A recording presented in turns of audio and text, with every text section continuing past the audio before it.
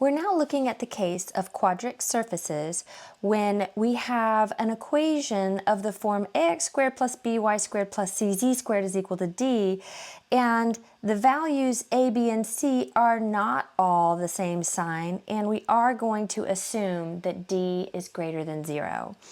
Now, we've got a couple of cases, and in this video we're going to focus on the situation when two of the coefficients are positive and one is negative.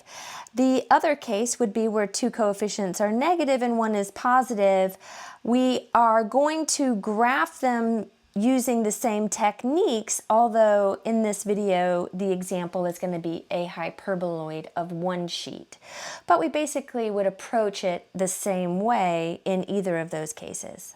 So this is the example we're going to be looking at. We've got two of the coefficients being positive, one of the coefficients being negative, and the value of d on the other side is a positive quantity. And the way that we would approach either of these cases would be to use trace curves. And as a reminder, a trace curve is an intersection curve that we get when we slice the surface with a plane that is parallel to one of the coordinate planes. So let's look at the slicing planes that are actually the coordinate planes themselves. So let's look first at slicing this surface with the xy plane. The equation of the xy plane is z is equal to 0, and so what we're going to do is let z equal to 0 in the equation, basically substituting z is equal to 0 into the equation, and that's how we get the intersection curve, or the intersection between any two surfaces can be obtained by plugging one surface equation into the other. So when we do that, we get 4x squared plus 9y squared is equal to 36, and we recognize this as being the equation of an ellipse. Now, our graphing form for the equation of an ellipse would be to have a positive 1 in that position, so we're going to need to divide both sides by 36 in order to achieve that, and we'll end up with x squared over 9 plus y squared over 4 is equal to positive 1. And now that we have that equation, we can graph the ellipse in the xy plane. So we'll label our coordinate plane as such, and then we'll draw this trace curve, which is going to be centered at the origin and moving 3 units in the direction of x and 2 units in the direction of y. So 3 in the direction of x is going to give me the ordered pairs 3, 0 and negative 3, 0. Again, when we translate this into R3 or three-dimensional space, we'll also put that z is equal to 0. That will be completing the ordered triple in 3D.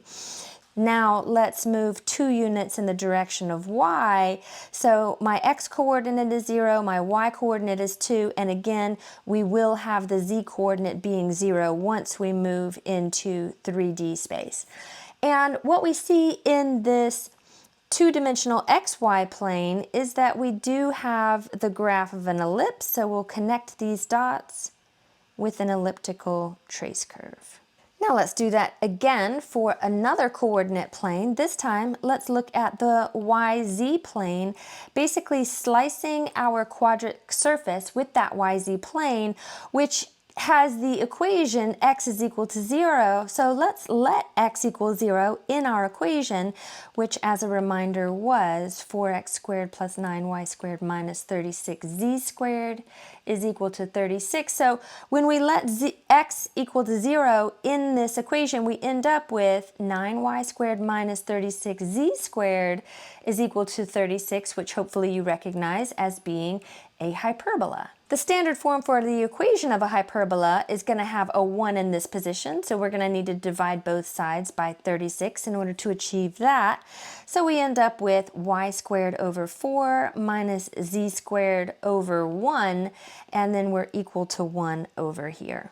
So now we'll graph this hyperbola in the YZ plane, and our hyperbola is again centered at that origin, and we'll move 2 units in the direction of y and 1 unit in the direction of z to get the guidelines for drawing the rectangle that are going to enable me to draw this hyperbola. So we draw the rectangle through those 4 points, and then the asymptotes on our hyperbola are going to pass through the diagonal corners of that rectangular box. Since our y-coordinate is the positive value and the z-coordinate is the negative value in our equation, that means that my hyperbola is going to open in the direction of y. So we're going to be opening in this direction. And again, let's label some of our points. So this is 2 in the direction of y, 0 in the direction of z.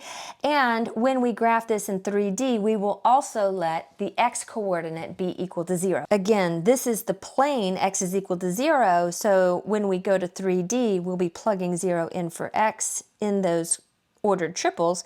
So now we have -2, 0 for y and z. And this is the hyperbola in the yz plane. So let's do this one more time to get the trace curve in the xz plane, and then we'll try to paste all this together in 3D. So the xz plane has the equation y is equal to 0. So we are going to let y equal 0 in our equation. So when y is equal to 0, we get 4x squared minus 36z squared is equal to 36. And again, what we have is the equation of another hyperbola. And the standard form of the equation of a hyperbola has a positive 1 in that position, so we need to divide both sides by 36. And that's going to yield x squared over 9 minus z squared over 1 is equal to positive 1. And now we're ready to graph this hyperbola in the xz plane. So let's label our axes, x, z, and then our hyperbola is again going to be centered at the origin, and we're going to be moving 3 units in the direction of x and 1 unit in the direction of z to get the box that we need in order to graph the hyperbola. And then we're going to come across this box with the diagonals that are going to be the asymptotes for our hyperbola that are going to help me get this graph. And now again, because the x value is positive in the equation, that means that we're going to be opening in the direction of x with our hyperbola. And we'll label these vertex points as well. We have 2 in the direction of x, 0 in the direction of z, and the equation of this plane was y is equal to 0. So when we take that into 3D, we will be using y is equal to 0 to complete the ordered triple. And again, 2 is the x, 0 is the z, and y is equal to 0 in this plane. So now it's time for us to piece it all together. So here we are in 3-dimensional space where I have an x-axis, a y-axis, and a z-axis. And in the yz floor, we had an ellipse. And that ellipse was obtained by moving 3 units in the direction of x, and that gave me the ordered pair 3, 0 in the xy plane, but the equation of the xy plane was that z is equal to 0, so we're going to use z is equal to 0 right here in order to complete that ordered triple. And then we have -3, 0, 0 again back here for another vertex point. We then moved 2 in the direction of y, which is going to be 0 for x, 2 for y, 0 for z, and then back here we've got 0, -2, 0. And we can connect these dots then with the ellipse that we found to be the trace curve in the xy plane. So in the yz plane, we had a hyperbola where the vertices were 2 units in the direction of y, and then we also had a hyperbola that opened in the direction of y, right? So something that's kind of like this.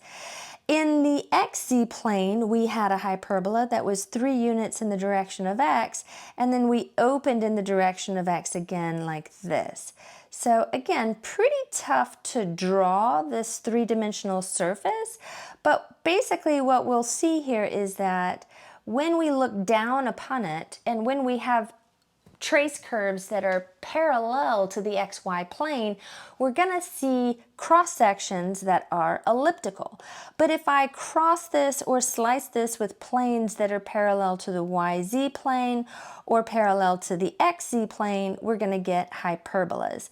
So this is going to be a lot easier to see once we take it over to GeoGebra. So let's do that now. So we've gone to geogebra.com or geogebra.org and selected the calculator. We see that we have a drop-down menu here that enables us to select a 3D calculator, and this is where we're going to put in the equation of our quadric surface. So we have 4x squared plus 9y squared minus 36z squared is equal to 36. And this looks pretty interesting, but what we're going to do is try to look at it from this same first octant perspective. We have a positive x-axis, a positive y-axis, and then my positive z-axis, so we're looking in on the first octant here. Now, if we were to look down the y-axis so that we have a view of the xz plane, we can see that the trace curve in the xz plane is a hyperbola with vertices at 3, 0 and negative 3, 0. So we did have that correct hyperbolic cross-section when we sliced with the plane y is equal to 0, giving us a trace curve in that xz plane. If we were to rotate this and look down on the x-axis, essentially looking from the perspective of slicing with the x is equal to 0 plane, that gives us the cross-section in the YZ plane. The x is equal to 0 plane is the YZ plane, and we can see from here that we also had a hyperbola, this time with vertices at 2, 0 and negative 2, 0, which is what we came up with. If we were to look down on this from the z-axis, considering the z is equal to 0 plane, z is equal to 0 is the xy plane, and as you can see, we did have an ellipse. And any of those trace curves, remember a trace curve is going to be a curve of intersection that we obtain when we slice this thing with a plane that's parallel to one of the coordinate planes. So xy is one of the coordinate planes. I could slice this thing with z is equal to 2, and I would get a trace curve that is also elliptical. Any of my z cross sections are going to give me ellipses as trace curves. So this is validating what we came up with as our graph of this hyperboloid of one sheet. Again, as you've noticed, it's pretty tough to graph these things by hand, so it's real nice to be able to jump into GeoGebra just to check our answers to make sure that we have a pretty decent drawing.